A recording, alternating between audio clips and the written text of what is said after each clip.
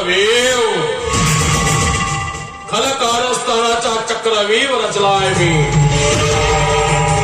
खून खराबा, जाडपोड, अत्याचार या शस्त्रांच्या मारा करून सामान्य जनांच्या चारी मुंड्या चीत केल्या.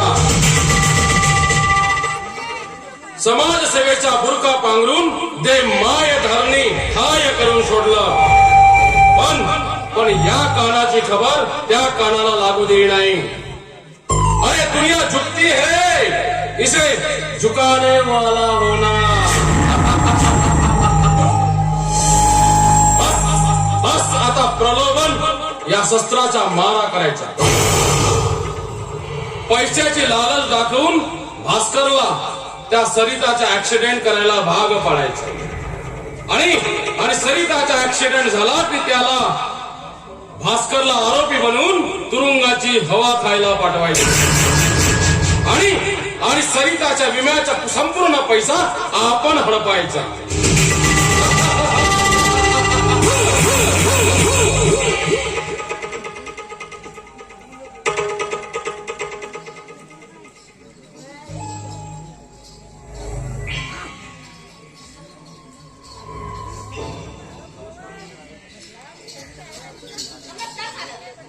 नमस्कार.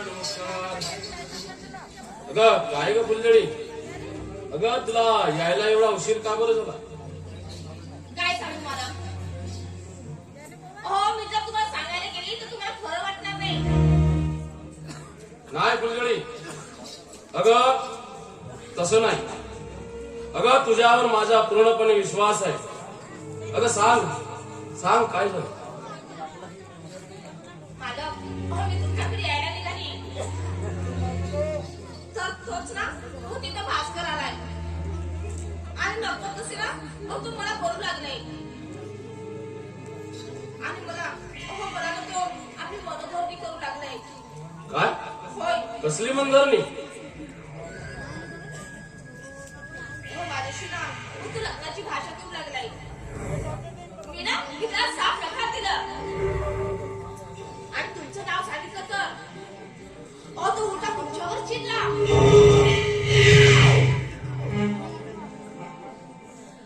तुम्हाला नको तो बोलू लागलाय तो.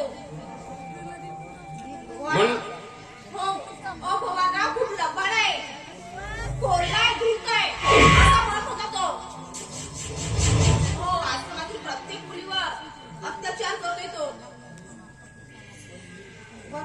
पण मी ना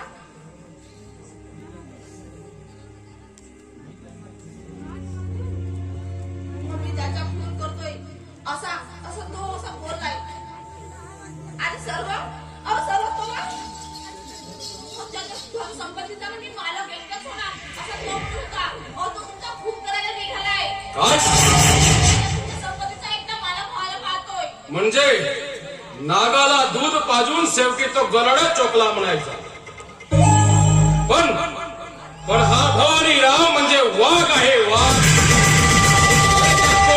कोल्ह्या कुटीला माझ्या समोर निभाव लागू देणार नाही.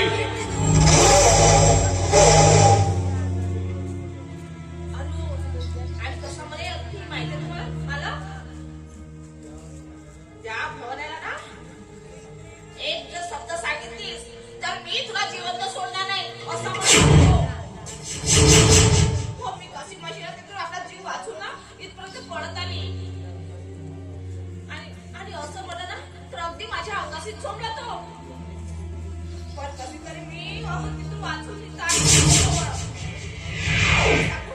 खरं सांगू मला ना त्याची खूप भीती वाटते. मला ना त्या राक्षसापासून वाचलं. अगं फुलझडी, अगं तू घाबरू नकोस. अगं हा भवानी राव जोपर्यंत जिवंत आहे ना तोचपर्यंत तुझ्या केसालाही कुठे धक्का लागला. अगं विश्वास ठेव माझ्यावर. तुमच्यावर ना माझा पूर्ण विश्वास आहे आणि म्हणूनच मी निश्चय केला. यापुढे मी इथंच राहणार तुमच्या या बावकाशामध्ये.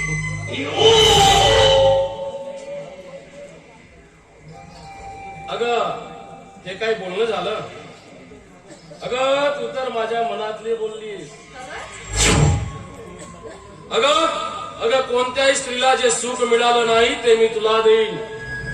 अगं सोन्या चांदीचा तुझ्यावर वर्षाव करेन. हो असं जर घडलं ना तर माझ्या वाटणं नशीबवान कोणीच नाही. घडलं म्हणजे? अगं घडलं नाही, घडणारच. कारण भवानी रावाने दिलेला शब्द कधी मागे घेत नाही. खरंच हो आपला किती आनंद झालाय ना.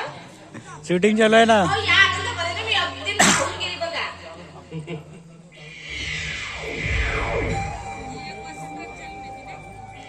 असं वाटतंय की या आनंदामध्ये येऊन नाचावं गावं तुमच्यासाठी.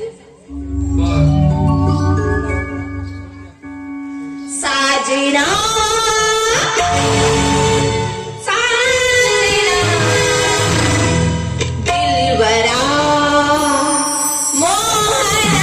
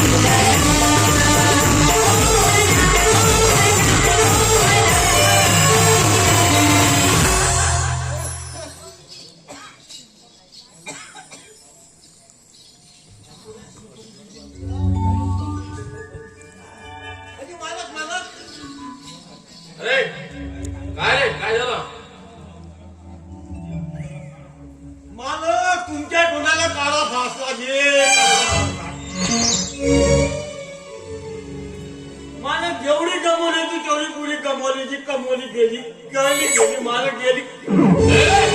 अरे काय बनवतोयस? अरे तू माझं खाऊन माझ्याबद्दलच असा वाकडा वेगळा बोलतोयस. मला सोडा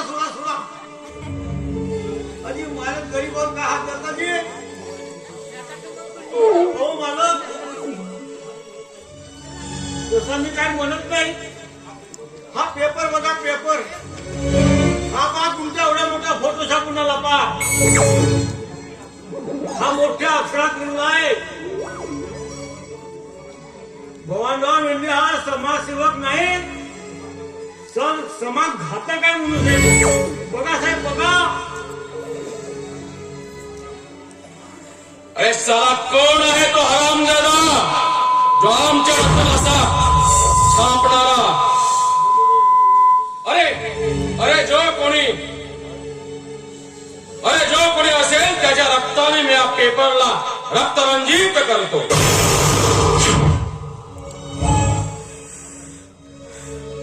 साल्या गिमया, अरे तुझी ही हिम्मत? अरे तुझ्या बायको पोरीचे अब्रूचे धिंडवडे काढून त्यांना जीवनातून उठवलंय मी, आणि तरी तुझी चरबी कमी नाही झाली. साल्या तुझा काळ जवळ आला म्हणून तुला ही अशी विपरीत बुद्धी सुचली.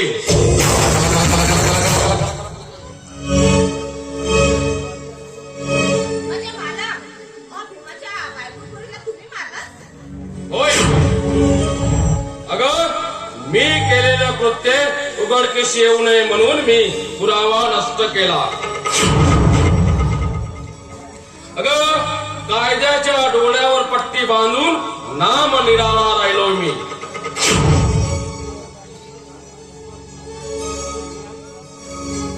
पण मालक, पण कायद्याचे हात फार लांब असतात असं तुम्हीच म्हणत होता. हो, मग तुम्ही सुटल्या कसं जे? अरे कायद्याचे हात लांब असतात ते तुमच्यासारख्या साधारण माणसासाठी, माझ्यासारख्या माणसासाठी नाही.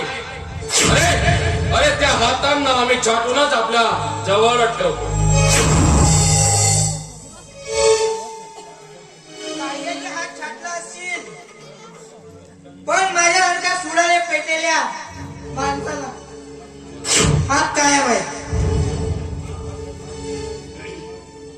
हा हात तुझ्याच काळ बनला आहे.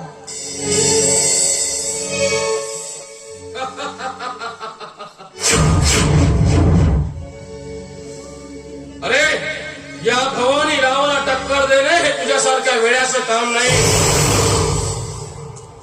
अरे ज्याने 33 कोटी देव बंदिस्त केले होते त्या रावणाचा भक्त आहे मी.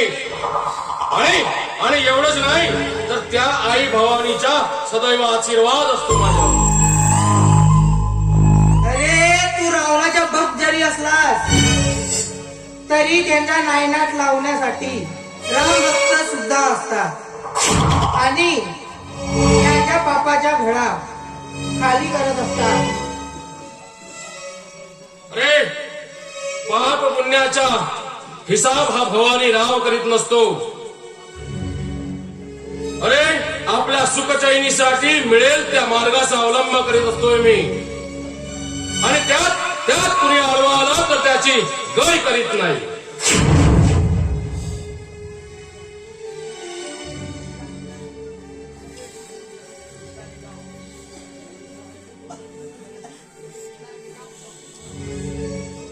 रे हे बघ, तुझ्या पापाची सजा तुला भेटणारच आणि इथंच भेटणार. ती फक्त खरी वेळ येऊ दे.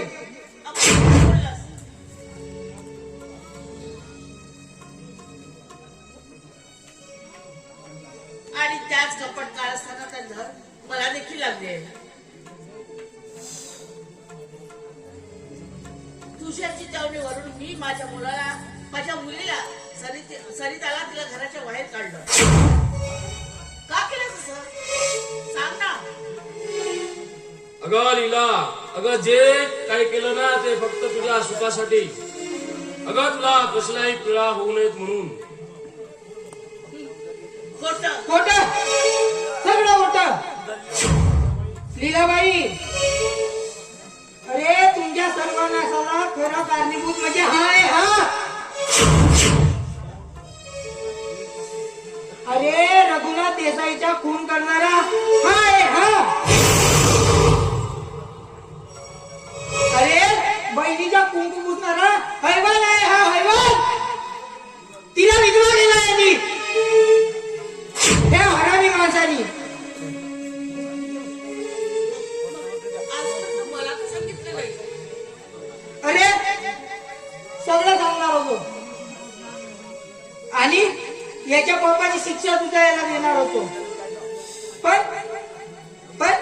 याने माझ्या बायको आणि मुलीचा खून केला आणि मला वेळात काढलं आणि पोलीस भरतीपासून दूर केला. बहीण भावाच्या माझ्या कपाळावरील कुंकू तू कधीच पुसलाच नाही. मी माझा नवरा हयात आहे म्हणून कपाळावरती कुंकू लावून गळ्यात मंगळसूत्र घालून या समाजात मिरवत राहिले. फक्त आणि फक्त पैशासाठी खोट्या मायानं माझं सारखं राहिला. आमच्या इष्टीचा जो मालक झाला माझ्या भाजकरला आज कलाकार असतानाची त्याने शिकवून त्याला देखील तो पापाचा वाटेकरी केला. पण ही लीला आहे. तू अजूनपर्यंत माझी लीला काय आहे हे बघितलं नाही. अगं काय करशील तू? तुमची घराने ऐकून घ्यायला कुणीही तयार नाही. काय करशील? आताच जाते आणि पोलिसांना जाऊन सगळ्याची पापाची धाडे सांगते. थांब लीला. अगं लीला, तू मला लीला दाखवण्यापूर्वी तुझी आणि या वेड्याची लीला संपवून टाकतो. तू आपल्या बहिणीला मारणार? होय,